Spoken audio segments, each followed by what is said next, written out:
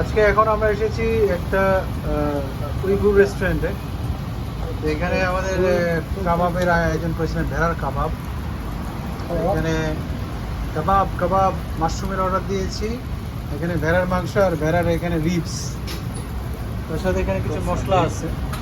আর এই যে এই ভাই, আসসালামু আলাইকুম।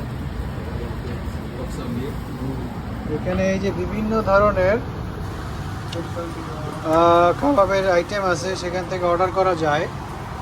আপনি এখানে এরকম চয়েস করতে পারবেন। তো এই যে এখানে ফ্রিজের সরে সরে দেওয়া আছে, এক একটার এক এক টাইম।